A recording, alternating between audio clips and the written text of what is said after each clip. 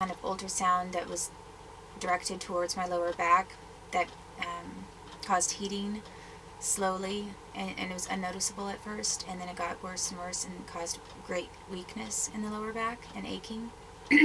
Whether it was that, whether it was getting little electrical zaps, whether it was being what felt like being fried,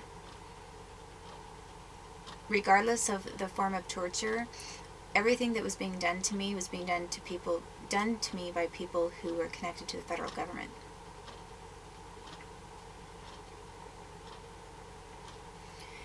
And I mean, usually it was federal government, and I think there were a few gangsters involved who just knew people who were connected to federal government, and they were allowed to take part. I was also tortured at this homeless shelter while sitting for chapel several times. And that shelter specifically in Nashville, Tennessee is connected to the federal government. Get all of their money from the federal government. And I was tortured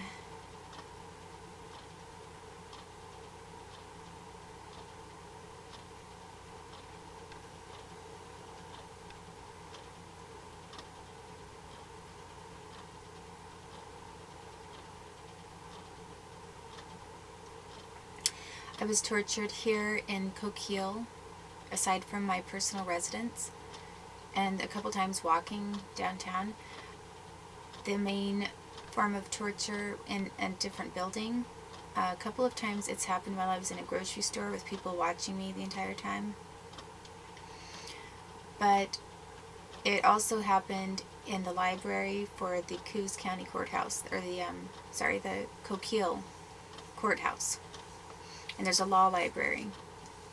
And pretty much every time that I have ever tried to use that library, I've been tortured there. So it's made it impossible for me to access and use the legal resources as I usually would. Everybody knows that I am able to make the most of legal resources, and I've been forced away from the local law library, because every time I go there I'm being tortured so that I can't work. So again, I've already made a clip which I haven't uploaded yet, but again, it's a matter of basically forcing me like a rat in between a couple of electrical fences, and poking me around with iron prods, hot iron prods, and forcing me out of courthouses, forcing me out of law libraries. For the last 7 years, pretty much doing different various criminal things to force me out of college, force me out of work, slander me so that I sound like such a nutcase nobody would want to hire me, and basically make it impossible for me to get work unless I'm then being offered a job by somebody who's going to torture me again, which has been the United States. So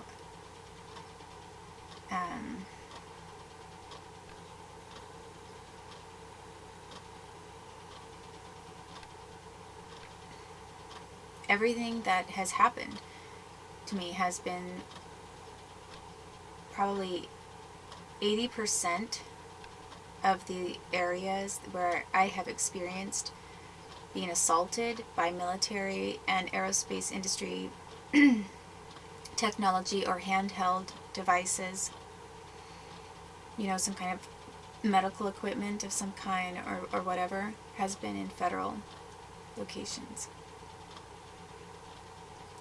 And it's been done to me by federal employees and people who know federal employees.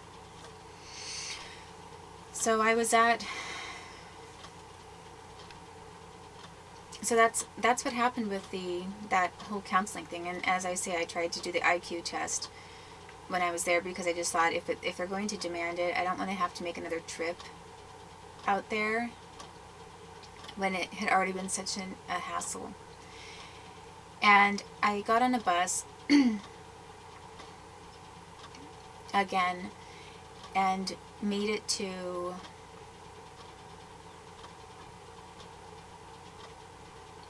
Seattle. And then because of being tortured at the Western Psychological Place, and because of more people telling me that there were people who wanted to kill me, I remember I was in Seattle for just a short time, and I didn't have money. I had no ride to get back to Wenatchee. I mean, I basically had this one Greyhound bus ticket to get there, to get from Seattle to Vancouver and back, and that was it. And the entire amount of travel over the mountain pass, I was supposed to come up with on my own, with nothing, with having no money.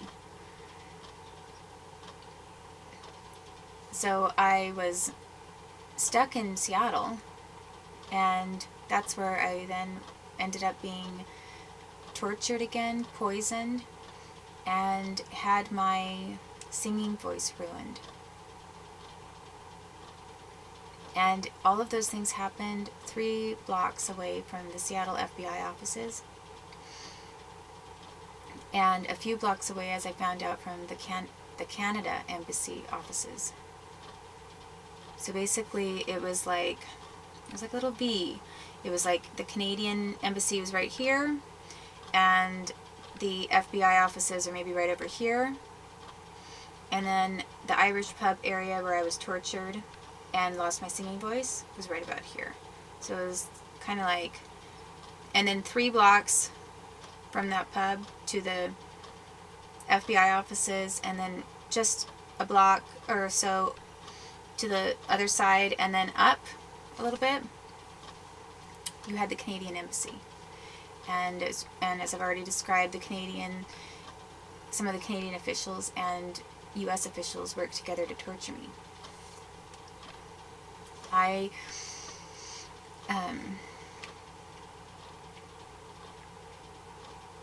was tortured in Seattle, and then I was tortured in Bainbridge.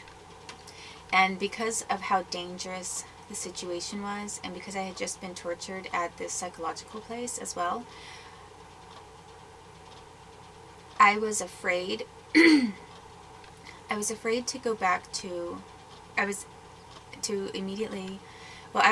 trying to go back to Wenatchee, and I didn't know how to get there. So I went to a couple places, and then I was assaulted again.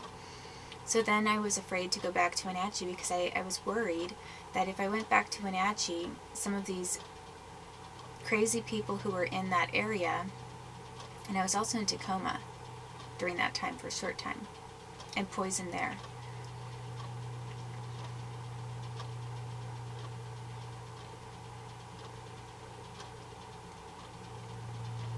I was worried that because of all the death threats and things that were happening to me there, that if I tried to go back to Wenatchee, I would be bringing that back to my son, potentially. And then what I found out is that after I was away for just 1 month, and then I showed up again, and not only that, I had to make sure that that I was able to report crimes that were occurring, and I tried to report things, and really nothing happened with it. I was trying to get witness protection of some kind, or some kind of security, and I was being mocked. I tried going to the FBI offices. I was basically trying to secure protection for my son. So I spent a little less than a month in not returning to Wenatchee immediately after that psychological evaluation, because I continued to be tortured in my own country, and it wasn't safe for me or my son, and I was attempting, while I was in Seattle, in a larger city, to secure protection for him and for myself. And what happened was that basically, they knew that I was going to be in harm's way. That's why the state told me to go to this appointment, knowing I didn't have any money to do that with. And they knew that I was vulnerable. All of my damages that happened were because of the state of Washington at that point.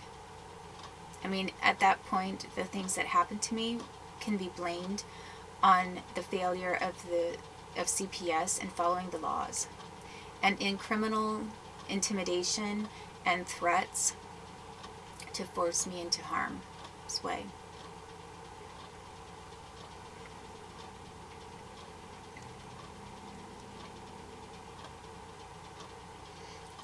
And so from that point on, I went to a bunch of different agencies, and I think next what I will talk about is I will go through all of the different agencies that I tried to get a hold of and tried to get assistance and help from. And what happened about what happened at the various locations I was in, and how I was tortured and poisoned, and the reports that I did try to make. And then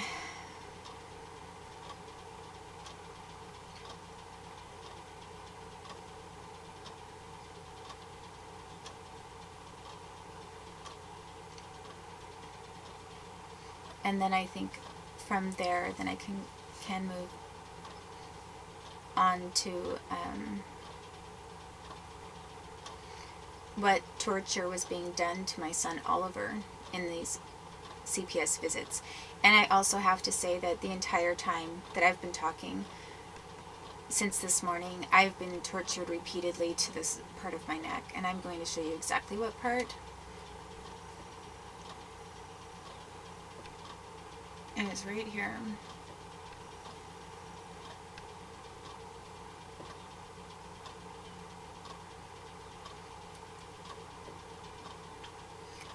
And basically I've had, it's not any kind of pain. That is from some sort of aching or osteoarthritis. I can feel it. It's basically metal in my neck that is being targeted or being caused by remote torture methods to react on that side of my neck. And it doesn't have anything to do with any kind of a normal not feeling good today or that kind of a thing. It's torture. That's what the University of Utah did to me. They put items into my body that they could use for teletorture, and then they got money from NASA, the aerospace defense industry, and from the military to have a telesurgery center, and billions of dollars, because eventually what it added up to was billions, not millions.